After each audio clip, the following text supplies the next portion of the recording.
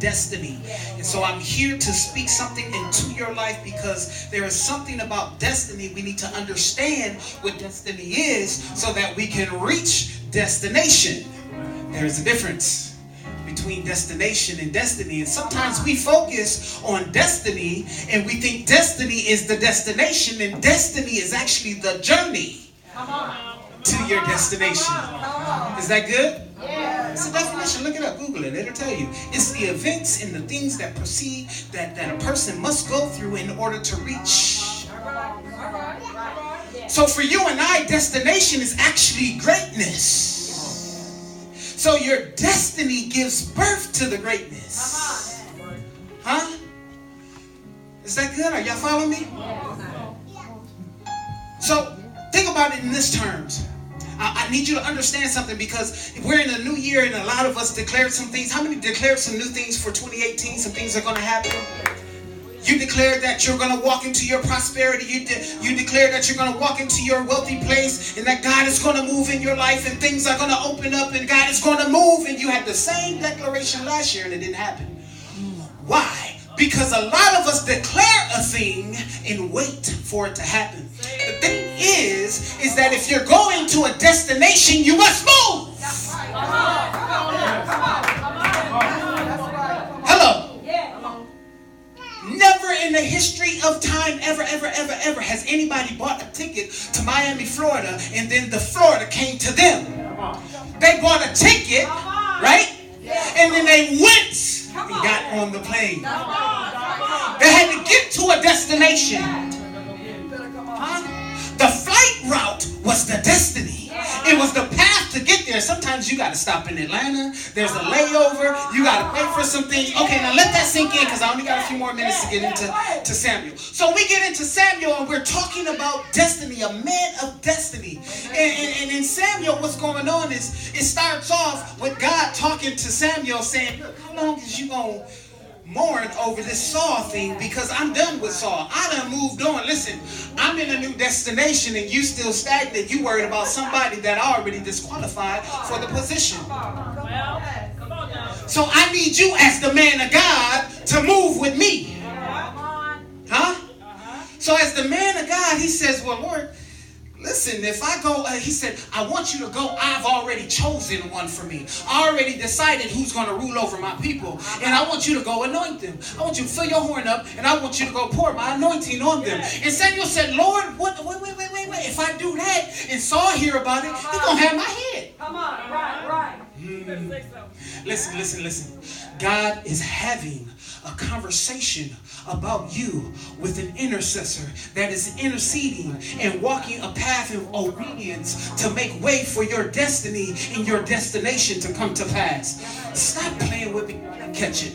God is speaking to somebody, a leader, a man of God, a woman of God on your behalf, and they are interceding for you, and they have been commissioned to clear a path for what God already has ordained for you. Is that good? So he accepts it. God said to him, he says, listen, I understand that, but what I want you to do, I'm going to tell you how to do it. He said, grab a heifer. Don't move without the heifers. He said, grab the heifer, and I want you to go do a sacrifice. So when he came into the city, the elders met him, and they like, hold up, when this dude show up, it's either something really, really bad or something really, really good. So since you here, are you coming peaceably? Should we be afraid? He said, no, I come in peace. Matter of fact, what I need you to do, because I don't know what you've been doing, but I need you to sanctify yourself and come do this sacrifice with me. Wait. See, I got to back up, because I need you to understand that out of the mouth of 2 or 3 things are established. So the elders, I came to you, the man of God came to them and said, listen, I need you to sanctify yourself. And out of the mouth of 2 or 3, we on a mission to go do this sacrifice. Anoint a king. Huh? So he go and he does what the Lord tells him to do. And he gets there. God said, now I want you to go to Jesse's house, and I want you to tell Jesse and his family to come to the sacrifice. So Jesse and his family comes to the sacrifice, and the Lord said, I'm going to show you the one that I want you to anoint. And they come, and Jesse and the boys are there. That's a group, ain't it? Jesse and the boys is there. And this is what happens. Samuel called Jesse and his sons, and the word said he sanctified them. Two things. He called Jesse and his sons, and then he sanctified all of them. But it was only one to be chosen. Many are called, but few are chosen. He sanctified everybody after calling them, and then he chose one. Come on now. Listen, God is calling you from among the crowd and saying, I have something for you. And so he began to let them walk past him, and he's like, yep, that got to be the one. And God said, no, not that one. You're looking at something else, and I'm looking at the heart. And then another one came, and he said, nope, not that one, send the other one. And he sent another one, and he said, no. He done went through all the sons. Now get this, this is so powerful. In verse 11, Samuel's like, Jesse, you got any more kids? Is this all of them?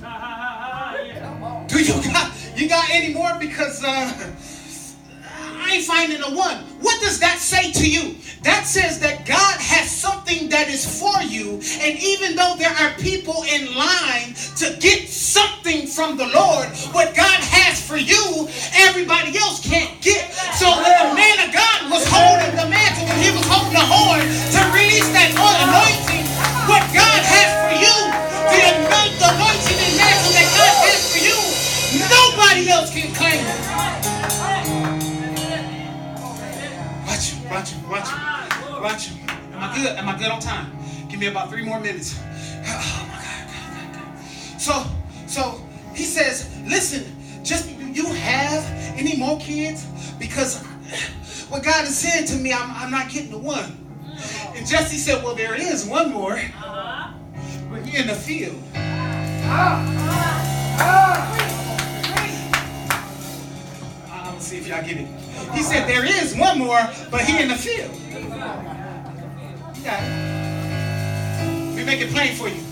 Jesse said, there is one more, but he's on assignment.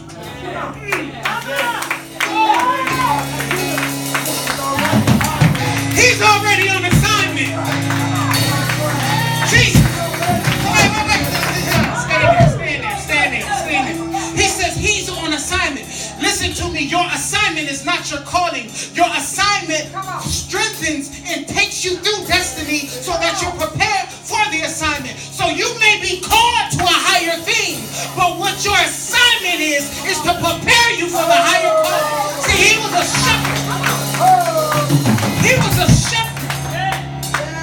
That was his assignment.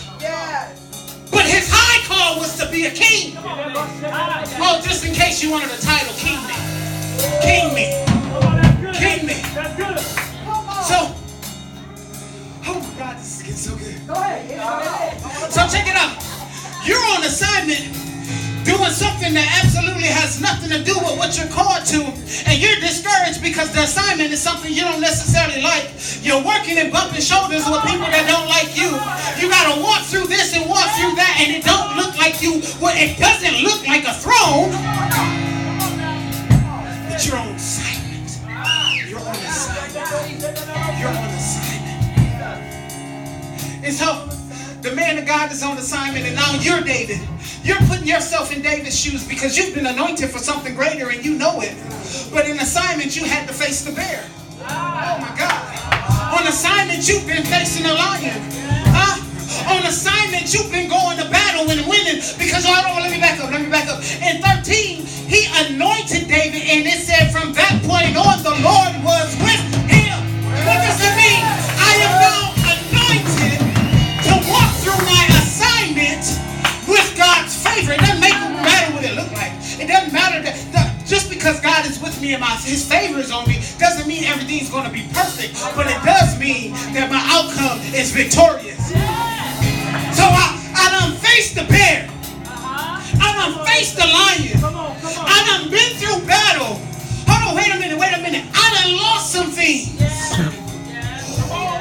Y'all do know David wasn't king when he lost everything and then said to the Lord, I got to encourage myself. And now he's like, you know what, Lord, shall I go up? Yep, go pursue it, get it, recover all. He wasn't king yet. But I faced the bear. I faced the lion. I've been in warfare. I done lost everything and got it back. King me. I'm ready. King me. Glory to God. King me. Oh, bring it down. I want to give y'all a mental picture because when God showed me this, when he said king me, I began to see. Y'all ever play checkers when y'all was little? Did y'all play checkers? We didn't play fair. But what it was when you played checkers, the idea was to get to the other side of the board. Destination. And when you got to the other side of the board, what you say? King me. So my question to you is, once you've been king, see, the destination gives birth to the greatness. But now that you're great, once you made it there, what you gonna do? See, we always worried about the journey, and we are worried about the end game. But when you get there, what are you going to do? What we used to do. See, we got anointed. Now I'm king. Now because you king me, I've stepped into a different authority. Not only do I have the favor of God on me, but I am now walking in a different authority. And so when you get kinged on a checkerboard, now you can jump across here and jump across there, and you skipping all over the place. The game becomes impossible to win because you have been kinged. I was bad. This is how I did it. And most of y'all probably did too. We was evil with it. You kinged me, and I didn't win the game. I let you keep 2 other players on the game, and I kept skipping around, making sure, check this out, that I can get other men to the other side of the board. So then now, king them. King them. And you're running around, you're playing checkers, they got 2 people on the board, and you got 4 or 5 kings on the board. What am I saying? Come on. David, journey and destiny made way for other journeys in destiny. Your destiny and destination should make way for a predecessor.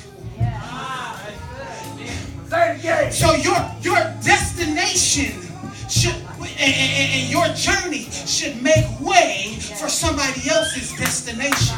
This is how destiny turns into legacy.